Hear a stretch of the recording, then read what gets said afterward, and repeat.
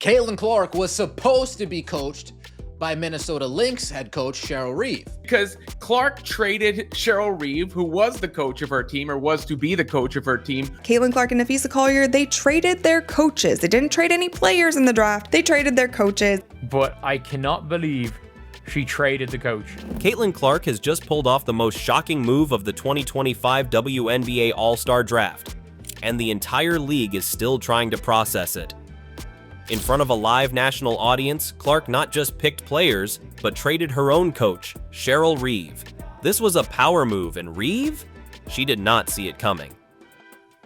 The WNBA All-Star Draft was fun between Caitlin Clark and Nafisa Collier, the team captains, picking the players, picking the rosters. Caitlin Clark and Nafisa Collier stepped up as captains to draft their WNBA All-Star Game rosters, and things got wild fast. What started as a fun, made-for-TV moment turned into one of the most unforgettable power moves the league has ever seen. Caitlin Clark just flipped the script on the entire WNBA. And Cheryl Reeve? She wasn't ready.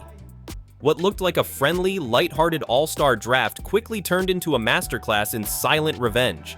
In a moment that caught everyone off guard, Caitlin Clark made the boldest move of the night. She traded her coach. Not a player, not a pick. Her coach.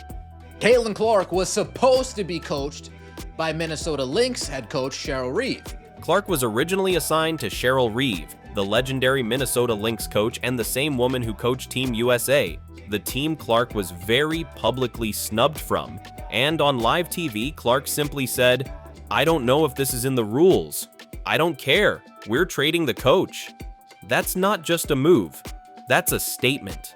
Of course, Reeve is Collier's head coach for the Minnesota Lynx, so that makes sense. Sandy Brondello, the coach of the New York Liberty, was brought in to lead Team Clark. The swap was instantly accepted by Nafisa Collier, who conveniently plays under Reeve in Minnesota and clearly had no issue taking her own coach. But this trade wasn't about comfort or strategy. It was about history. But the drama is going to come from Reeve having previously been critical on social media about the amount of attention Clark received relative to the rest of the league. Reeve has a track record with Clark, and not a great one. She's been accused of downplaying Clark's influence and dismissing her popularity as media overhype. There were tweets, then deleted tweets. And then came Christine Brennan's book, suggesting Reeve had a not-so-small hand in the Olympic roster snub that left Clark watching from home. Reeve denies involvement, but most fans aren't buying it. Because Clark traded Cheryl Reeve, who was the coach of her team, or was to be the coach of her team, to Collier for Sandy Brondello, the coach of the New York Liberty. So, in front of the cameras, in front of the league, Caitlin Clark took back control. She wasn't going to play nice. She wasn't going to sit on the bench of someone who never backed her in the first place. She said no, and she did it without raising her voice or breaking a sweat. The best part? She did it with a smile. This wasn't petty, it was calculated. And in doing so, she gave a voice to every player who's ever been told to stay quiet, take the high road, or wait their turn. Clark didn't wait. She moved. I don't know that I've heard of a coach being traded in the All-Star game. This is something that you're agreeing to, Fee. There's no terms to this deal. It wasn't just that Clark traded Reeve. It's who she replaced her with. Brondello isn't just another coach. She's someone who's embraced Caitlin's game, someone who might already be thinking long-term. Could this be the start of a quiet recruitment to New York? Some fans think so. The Liberty are building something, and adding Clark to the backcourt with Sabrina Ionescu would be a dream scenario. Brondello now gets to coach both of them in the All-Star game. Coincidence? Maybe. But it's starting to look like the chess pieces are moving, and fast. Cheryl Reeve may still be a respected name in the league, but on this night, she was the one left scrambling. And Caitlin? She just kept smiling like she knew exactly what she was doing the entire time. Caitlin Clark taking her teammates we knew, Aaliyah Boston, Kelsey Mitchell. She's also taken Sabrina Ionescu and the pink-haired player known as Asia Wilson. That's right. Let's just say this. Caitlin Clark didn't just draft a team, she crafted a message, and that message was loud, clear, and a little bit savage. When the WNBA All-Star rosters were announced, it wasn't just about who made the cut, it was about who didn't. Because Clark didn't just build a squad, she built a circle of trust. If you've said anything sideways about her in the last 18 months, congrats, you're watching from the other bench. She made sure she picked no ops, as people like to call them. She made sure there were no ops on her team. And Caitlin Clark also wound up with all of the Fever members on her squad as well, meaning Aaliyah Boston, Clark, and Kelsey Mitchell will be a trio in Indianapolis. Clark's draft strategy could be summed up in one now iconic meme. Team Caitlin, no ops allowed. That went viral within minutes because, well, it was true. She loaded up her roster with friends, allies, and teammates she shared the court with before. Sonia Citron, former Team USA buddy. Gabby Williams, has never said a bad word about her. Kiki Iriafen, young, fast, and far from the drama. And of course, she grabbed every Fever teammate available. Aaliyah Boston and Kelsey Mitchell were a lock from the jump. Even her wildcard picks made sense. She picked none of her rivals, other than Aja Wilson, because as Ken Swift's graphic says, Team Caitlin, no ops allowed, except Aja. Satu Sabali, one of the loudest pro-Clark voices in the league, always defending Fever fans and hyping up the new wave. And then, there was Aja Wilson. Now look, everyone saw this coming. Aja is a generational talent, a two-time MVP, and arguably the best player in the world right now. Caitlin might be selective, but she's not delusional. She knows a super team when she sees one, and Aja Wilson was not getting passed up just because of some awkward press moments. So yes, Aja made the no ops allowed squad, but she's the exception, not the rule. Here she picks her teammate, Courtney Williams. She picks her UConn alum, Brianna Stewart, Paige Beckers. Now, while Clark was silently stacking her Avengers-level lineup, Nafisa Collier was stirring up some TV gold of her own. On live television, during the actual draft, Collier dropped the line of the night. When Angel Reese's name came up, she leaned into the mic and said, "Me bound." Yup, the very word that once dragged Reese through WNBA Twitter hell. And who was sitting 2 seats over when that happened? Caitlin Clark. Clark's reaction was stone cold. No smirk, no laugh, not even a raised eyebrow, just a frozen stare.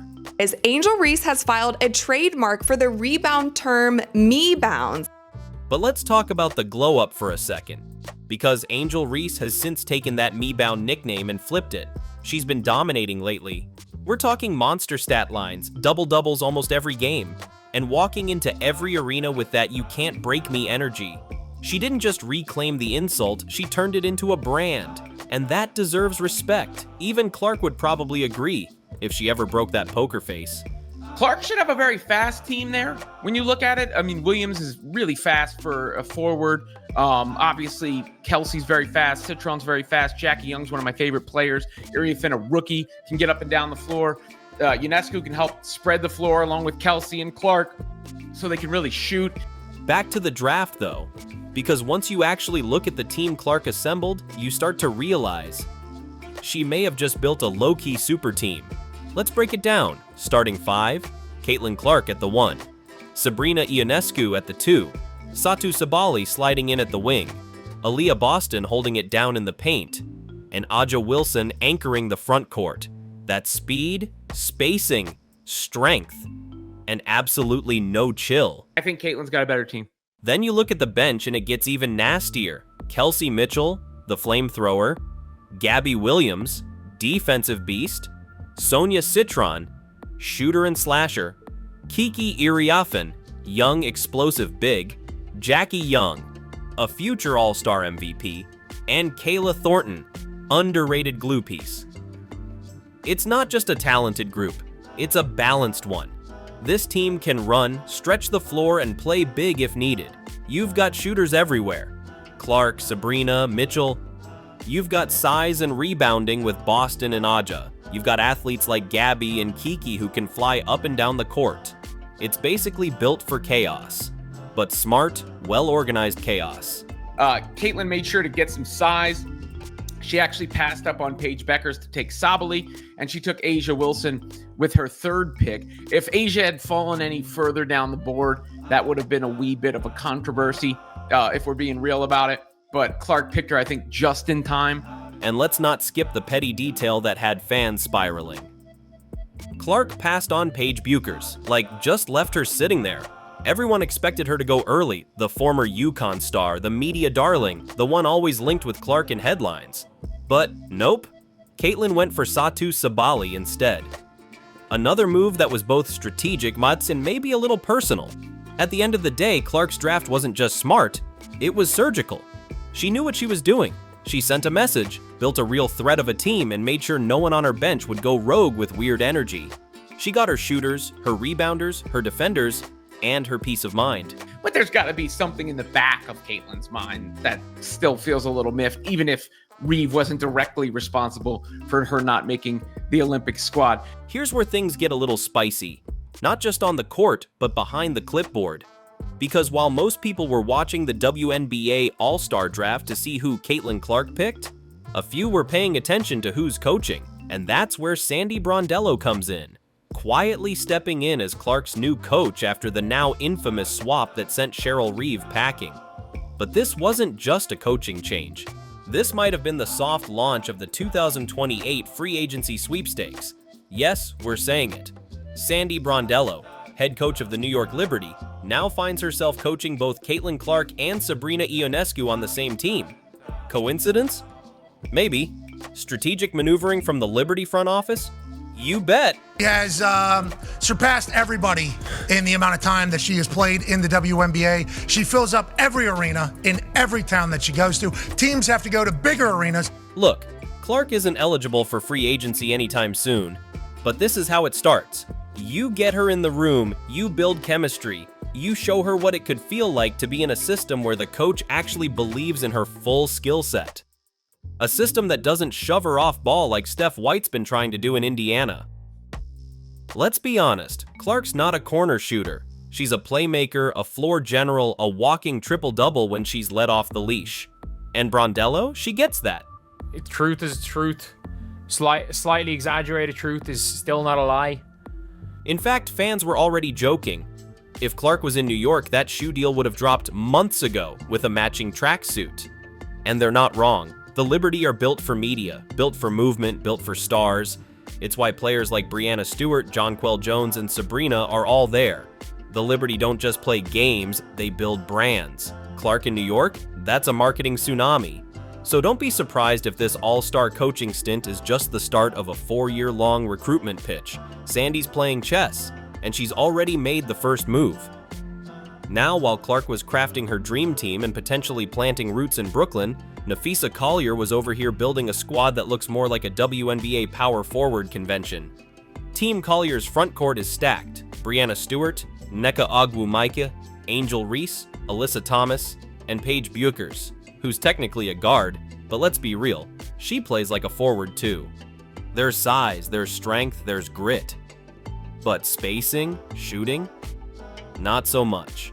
Who do you think, A, picked the best team, and B, who do you think's going to win?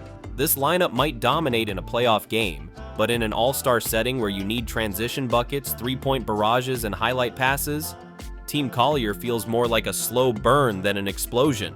Plus, let's not forget, during the draft, Fee proudly rocked Unrivaled merch.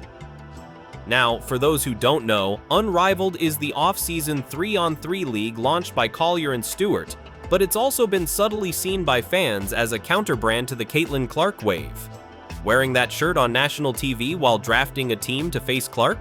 That's a message. Fee wasn't just building a team, she was building a wall. I would need to make this big. You have to give me your #1 overall pick and your teammate, Aaliyah Boston. Absolutely not. Not happening. Good try. Oh, and let's talk about the wildest trade offer of the night. Fee casually tried to trade for Aaliyah Boston and Sabrina Ionescu. In exchange for what exactly? Vibes? The internet instantly turned it into a meme. Even Clark had to laugh. She didn't say absolutely not, she said, good try. The kind of good try you say to a toddler who just tried to trade you a rock for your iPhone. Drama storylines can be spun for fun in this regard, not to mention that the exhibition still has juice. But now let's zoom out. because what we're seeing isn't just fun all-star drama. This is the real WNBA storyline unfolding in front of our eyes. Cheryl Reeve, the coach Clark very publicly swapped out, now finds herself coaching against Caitlyn. This is the same Cheryl Reeve who was the coach of Team USA, the same team that left Clark off the Olympic roster. Whether or not Reeve had the final say, it doesn't matter. The optics? They're loud. Now, let's be honest. This whole all-star event? It's no longer just about who scores the most or who dunks the hardest. It's about who's controlling the story. And so far, that's been Caitlin Clark. Cheryl Reeve may still be coaching the game, but Caitlin Clark is coaching the narrative. Make sure to like this video and subscribe to the channel to get more updates.